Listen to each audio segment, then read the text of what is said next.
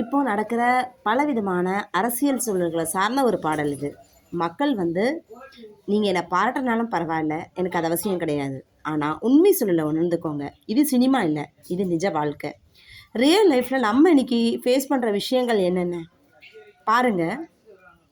என் பேர் தனலக்ஷ்மி. நான் ஒரு டீச்சர். சரியா? இப்போ நான் டீச்சராக இருக்கேனா? கிடையவே கிடையாது. என்னோட பதவியை விட்டு இப்போ வந்து 3வது வருடம் ஆக போகுது. இது 2 வருஷம் முடிஞ்சிருச்சு. இது 3வது வருஷம் ஆக போகுது.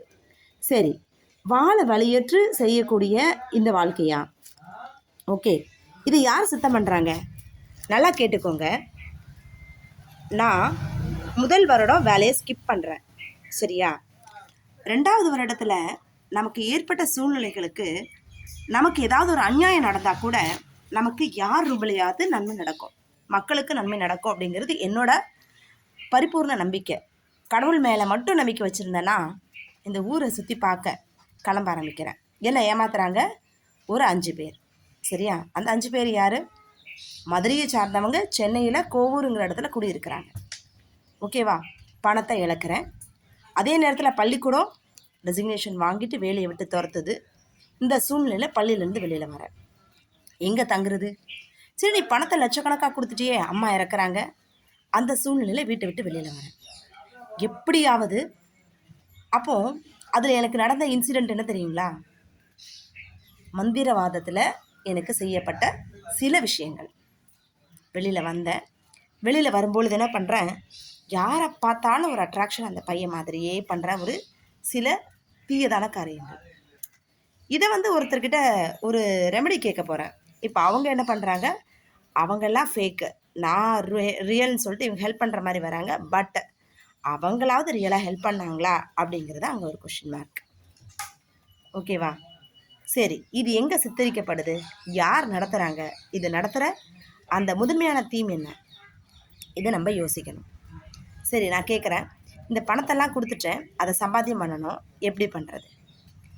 கொடுத்த பணத்தை நம்ம மீட்கணும், அதுக்கு என்ன பண்ணுறது? அப்போ எனக்கு ஒரு எக்ஸ்பீரியன்ஸ் கிடைக்கிது. எனக்கு எப்போவுமே இந்த சிவன் கொடுக்குற பாடங்களில் காவல்துறை, நீதித்துறை இப்போ வந்தது. காவல்துறை, நீதித்துறை, நம்மளுடைய கோர்ட்டு, ஹைகோர்ட், இதோடைய ஆக்ஷன்ஸ் எல்லாம் என்ன, இதுதான் நான் பார்க்க ஆரம்பித்தேன்.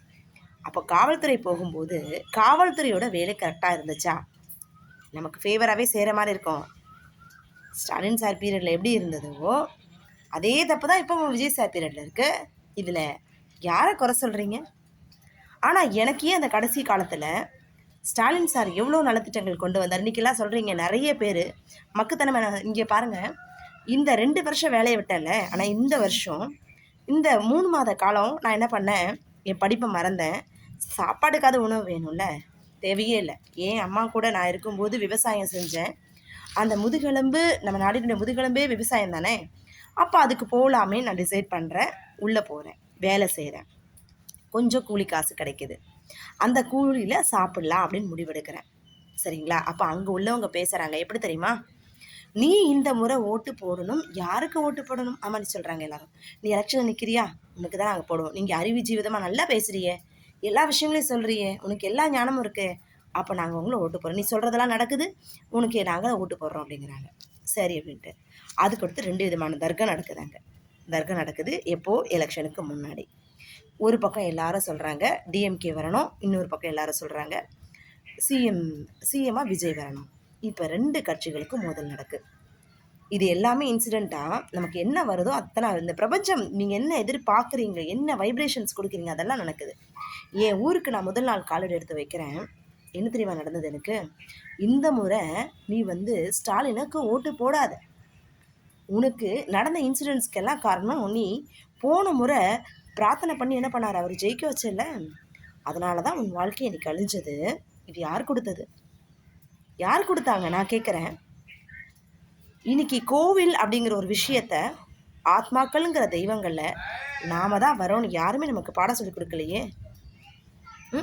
இந்த ஞானத்தை கற்றுக்கிறதுக்காக தான் நான் பணத்தை இழந்தேனா, பதவிகளை இழந்தேனா, எல்லாராலையும் புறக்கணிக்கப்பட்டானா, இவ்வளோ விஷயங்களை சொல்ல தெரியப்படுத்த இந்த பிரம்மம் இந்த விஷயங்களில் பாதிக்கப்படுற அந்த எண்ண அலைகளாக எல்லாருக்கும் கொடுக்குறது என்ன?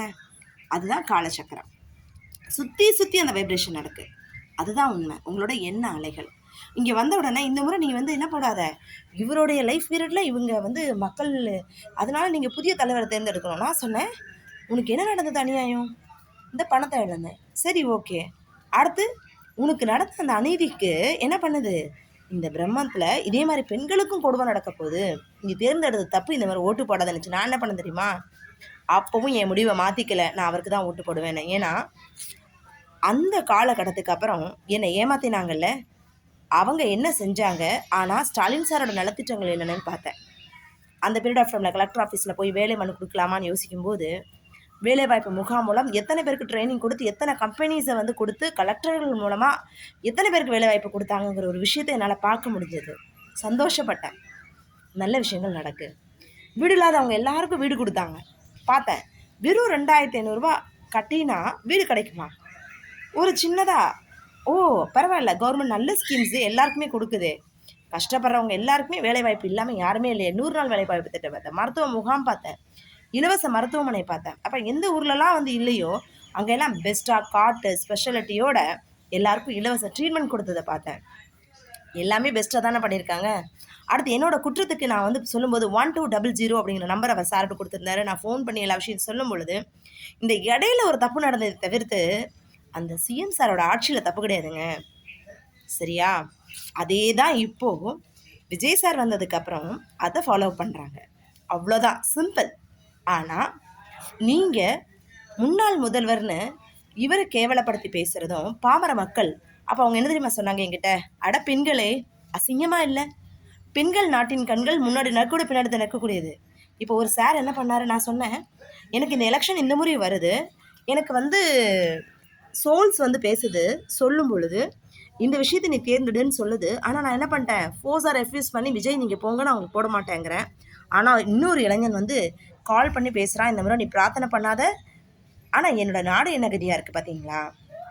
நீங்கள் தேர்ந்தெடுத்த தப்புங்கிறது உங்களுக்கு உணரணும். ஏன்னா இன்றைக்கும் அதே பாலியல் வன்கொடுமைகள், தீவிரவாதம் எல்லா சைடும் நடந்துகிட்டே இருக்குது. சிந்திங்க, செயல்படுங்க.